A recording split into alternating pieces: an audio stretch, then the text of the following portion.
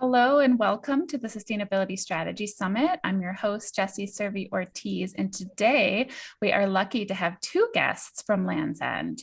We have with us Christie Weinberg, Senior Designer, and Madison Romano, Associate Product Manager. Thank you both so much for being here. Thank you. Thank you.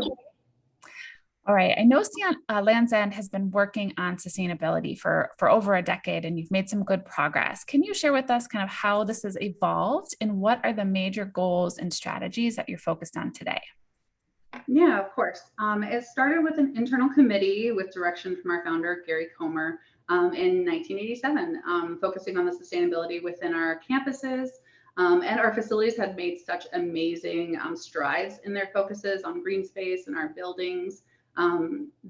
Those involved were constantly looking for where we could improve.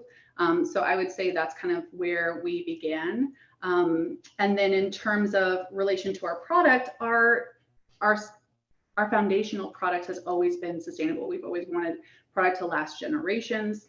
And so with that rigorous testing, our committee really wanted to evaluate where we could have measurable deliverables on what we're making sustainable. So we just released publicly our 5 product priorities this year, and those are 30% of our products being made with water saving finishing processes by 2022, creating a product lifecycle component from design to recycle by 2023, and then 100% of our polyester fibers from recycled sources by 2025.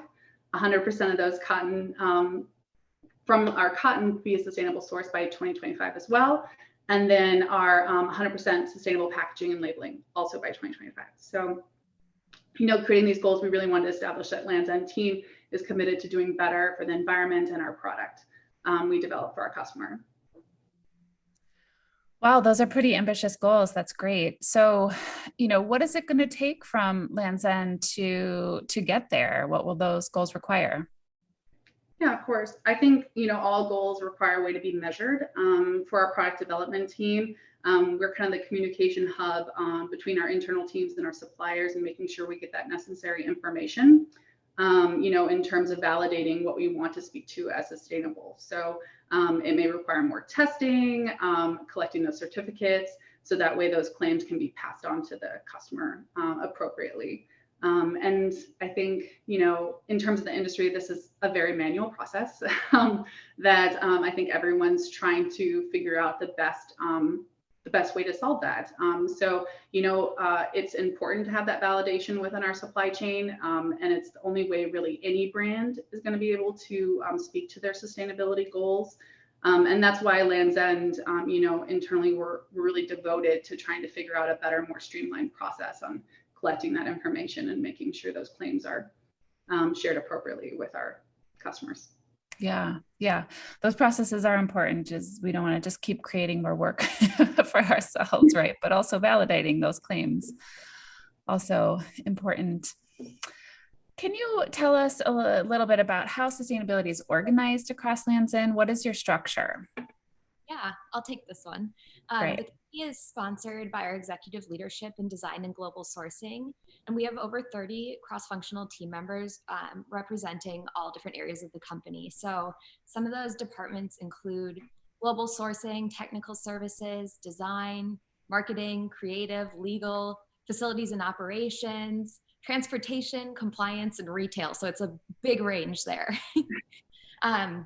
We also have overseas participation, which is really awesome. So we have Land's End Hong Kong, and then we also have our Europe partners that are actively involved.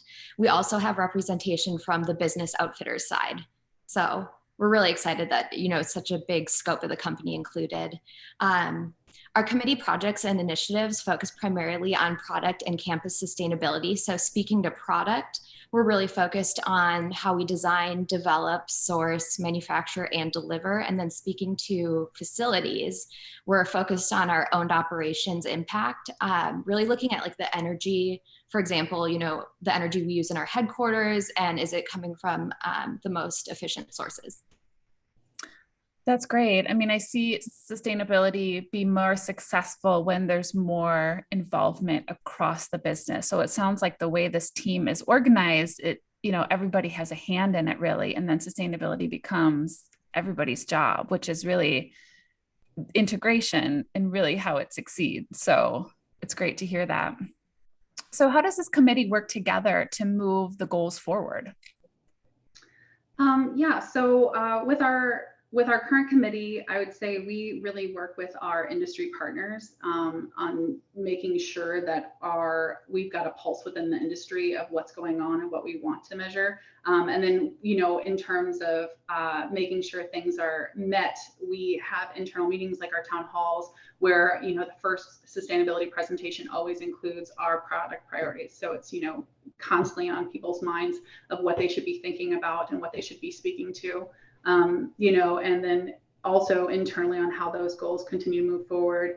I think Christie is going to have like a better representation of, where the seed gets planted and the concept starts in terms of her role as a senior swim designer, or sorry, just a senior designer, because she does so much.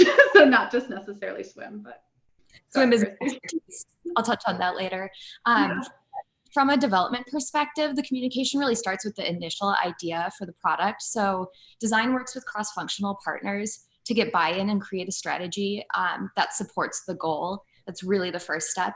And then using recycled fibers as an example, once the strategy is set, then we'll move into sourcing. So we will look at many, many options and, consider so many things. Sometimes it's durability, functionality. We'll be getting lab testing to look at the performance of the fabrics. And then we'll collect all that information alongside any sustainable certificates at that time. And that's really when we're vetting through the options. And then once we narrow down our selections, we would move into the fit process. And ultimately we get into a pretty robust wear test before the product goes to market. So yeah, really starting at concept and then working through with the entire team to bring it to life. Wow, that's great. So listeners have probably heard me say this, my first degree is in design. And so I get so excited when I hear how sustainability is being woven into this whole life cycle of a product from design. So I love you sharing that process with us. Thank you. So can you share a little bit more specific potentially of like what each of you are working on to move sustainability forward? Like what roles and responsibilities do you have? Christie, do you want to go first? Or sure. I guess I'm so sorry, I could also. I'll go. Okay. The design team has the ability to embed sustainability in the process from concept, kind of what I just touched on. And I think that's really like the strength of having sustainable minded designers on the team. This is something we're continuously working on though, it's not a perfect process and we're learning a lot along the way. We can make the element of sustainability as important as the other deliverables we're looking at, such as quality or fit. Additionally, it's the designer's role to really stay on top of the technology and innovation in your category. So like we mentioned, my true area of expertise is swimwear. It's a heavily synthetic material category. So we're really watching, along with our mills and our vendors as the technology evolves for recycled synthetic materials. We're trying to keep a really good pulse on that and just watch and understand. And we've already, begun the internal discussions and the testing to try to figure out how do we position our collections to kind of embrace that in the future, hopefully incorporating more sustainable materials, supporting the goals that Madison mentioned in the beginning, and then also maintaining the amazing fit and the features that our customer loves.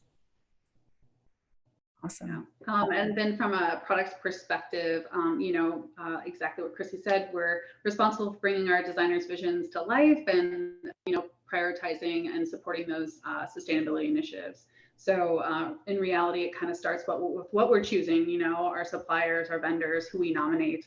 And each of those vendors plays an important role in our sustainability in the industry and then just towards Land's End's goals as well. So we, in the product development area, really being that key hub, like I spoke to earlier in that communication piece.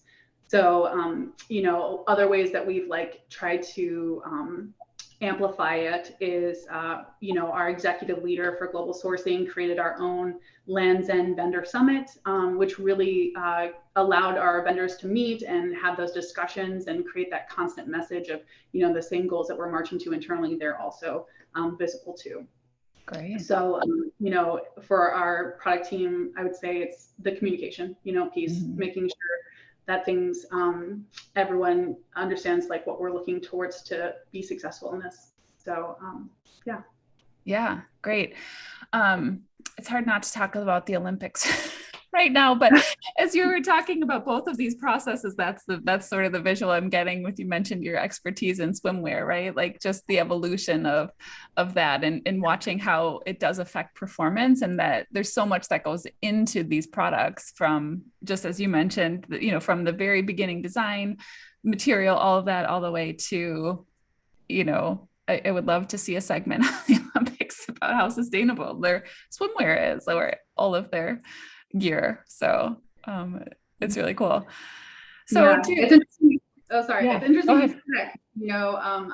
I've been enjoying listening to how Japan has made it so sustainable, in terms of the metals and the rooms that they're supplying. I just think, it's a really great step forward to an event that tends to, some ways may not be as sustainable. So it's cool to see that they're progressing there. So. Absolutely. Yeah. I think that is part of our cultural evolution with sustainability, right? Is looking at how we can do it in every area. And so, right, like obviously everybody's flying in from all over the world. So how can we make the event create less waste and have a lighter footprint overall, all the way to the products? Great. So, any last comments you want to share about, what you've learned in working on sustainability over the years, and or any advice that you might have for sustainability professionals or businesses listening on how they might be able to work to accomplish their goals? Yeah, I guess from my perspective, making sure that you have a clear direction, you have those goals that you want to march to, and making sure those goals are measurable and you have a way to measure them are all really important. I think, I think sustainability gets tossed around a lot, kind of like natural food, and I just think it's really important to define those for your customers. And then obviously work internally with as many partners as possible, because in reality, it's going to take, everybody's participation, not just a single person. Mm-hmm. So. Yeah, that's kind of, I echo what Madison said. Really what I would say is like, don't be afraid to start where you are and like with what you have. Cause I think, sustainability can be a big and sometimes like overwhelming word for people, especially if they're not working in it day to day. But, if you have interest, like do not be afraid to ask questions and like get involved with your company, and truly at every level, because, good ideas can come from anywhere. And, there's strength in the numbers of people working on it. So we've seen our committee grow quite a bit in the last few years. And, it's just fantastic to see the interest. Yeah. I mean, I think part of one of the themes we've heard in these interviews is really like, sometimes timing really does matter. Like you have to start with where you're at. And then even if you're getting resistance, a lot of times all of a sudden you're on like the fast track, right? To getting there. And how are you going to reach those goals in 2025, right? That's 4 years.